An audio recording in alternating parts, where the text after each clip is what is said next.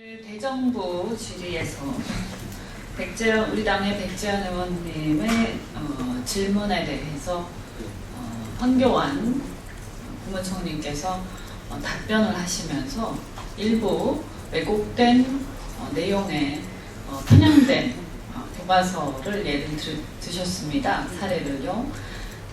그런데 아마도 교육부에서 전달한 그 자료를 가지고 말씀을 하신 것 같은데, 저희가 누누이 말씀을 드린 바처럼 이 자료 자체가 왜곡되어 있고, 이런 부분들을 인용해서 지난번에 김무성 대표도, 새누리당 김무성 대표도 말씀하셨고, 그런 것들에 대해서 문제 제기를 했습니다. 다시 한번 말씀드리겠습니다. 지금 교육부에서 전파된 자료 등을 가지고 정부나 새누리당에서 얘기하고 있는 왜곡된 교과서의 사례는 잘못된 것들이 대부분입니다. 예를 들어서 말씀드리겠습니다.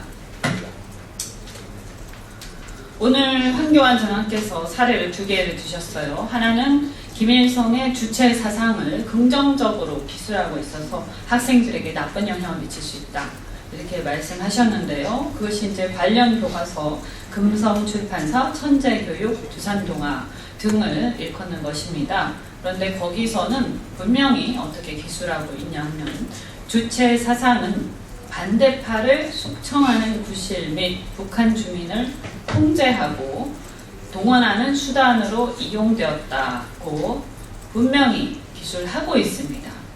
그래서 긍정적이 아니라 부정적으로 기술하고 있고요.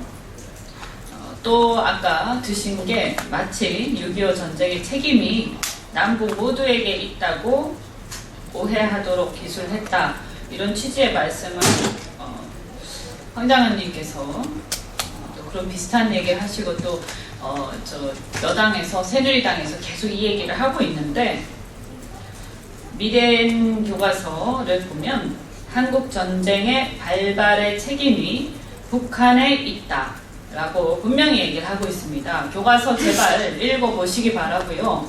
교과서를 직접 읽어보시지 않고 교육부에서 전달한 자료, 이 자료가 잘못되었기 때문에 지난번 교문위 국정감사에서 한바탕 소동이 있었던 것입니다. 문제제기 강하게 했었던 것이고요.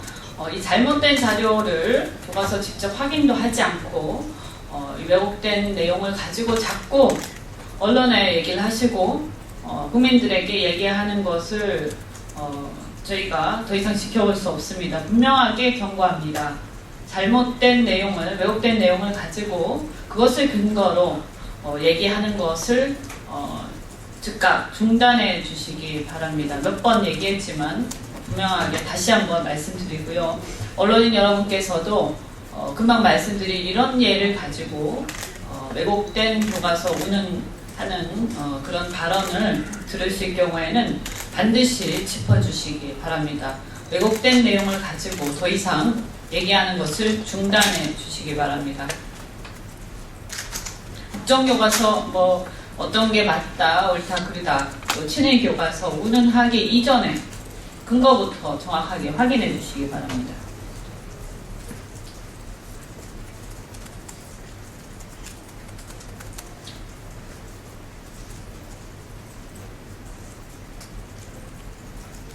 최근 박근혜 정부와 새누리당이 기존에 제공되던 복지 혜택을 축소하려는 기조를 보이고 있습니다. 현재 정부는 지방정부에서 재량에 따라 시행하고 있는 자체 사업 총 5천여 개 중 1,496개의 복지사업에 대해 통폐합을 추진 중에 있습니다. 내년 통폐합이 완료되면 약 1조 원 가량의 복지 혜택이 줄어들게 되고 사라지게 되고, 이로 인해 노인, 장애인, 저소득층 등 약 640여만 명이 피해를 입게 될 것입니다. 또한 내년 7월부터 전업주부 영유아의 어린이집 이용 시간이 현행 12시간에서 7시간으로 줄어들게 됩니다. 이용 시간이 줄어드는 만큼 어린이집 재정 지원액도 줄어들게 돼서 어린이집 운영 재원 부족 및 보육교사 인건비 하락을 초래하고 결국 보육 서비스의 질 전반이 하락하게 될 것입니다. 보육교사 처우 개선 등 보육 서비스의 질을 높이기 위한 정책을 추진해도 모자랄 판에 거꾸로 가고 있습니다. 사회보험 사각지대 해소를 위해 소규모 영세사업장의 근로자 및 사업주에게 사회보험료의 50%를 지원하는 두루누리 사업이 지원액을 40%로 축소할 예정이라 현재 혜택을 받고 있는 153만 명, 77만 개 사업장의 피해 발생이 예상되며 그 외 경로당 냉난방비, 장애인연금, 장애수당, 아동언어발달 지원비 등 2016년에 삭감될 복지 예산이 속출하고 있습니다. 복지 수요가 증가하는 현실에서 박근혜 정부의 재벌 감세, 부자 감세 철회 입장이 결국 복지 축소를 불러왔습니다. 재벌과 부자와의 이해관계를 지키기 위해 중산 서민층의 최소한의 민생 복지마저 희생시키고 있는 것입니다. 국내 상위 10대 기업의 법인세 실효세율은 2008년 18.7%에서 2014년 12.9%로 엄청나게 하락했습니다만 사내 유보금은 2008년 20조 8천억 원에서 올해 612조 원으로 무려 30배 이상 증가했습니다.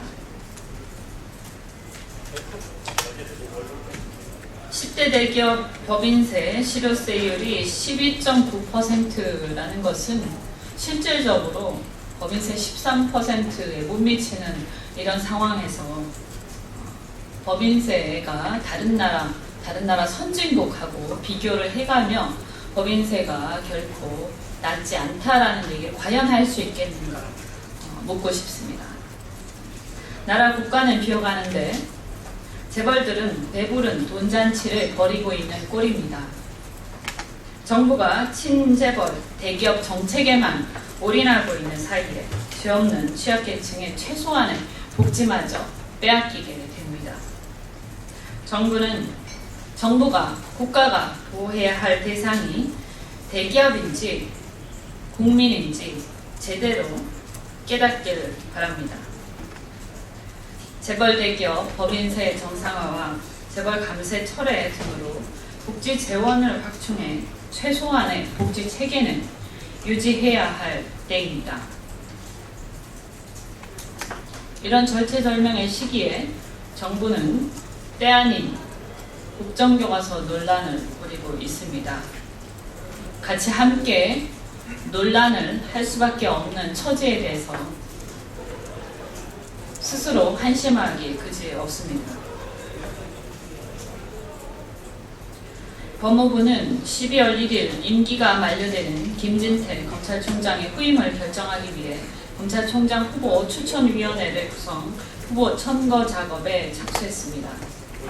추천위는 심사 대상자의 적격 여부를 판단해 3명 이상의 후보자를 법무부 장관에게 추천하고 장관은 이들 중 1명의 후보자를 대통령에게 제청하게 됩니다.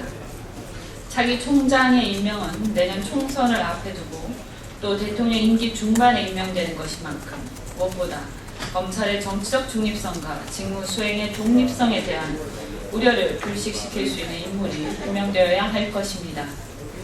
또한 검찰의 하명수사, 눈치보기식 수사, 편파수사 등 검찰의 정치적 중립성과 직무 수행의 독립성 여부에 대한 비판이 여기저기서 제기되는 상황에서 검찰총장 후보 추천위는 임명권자의 의중에 대해 눈치 보는 구색 맞추기식 추천이 아니다.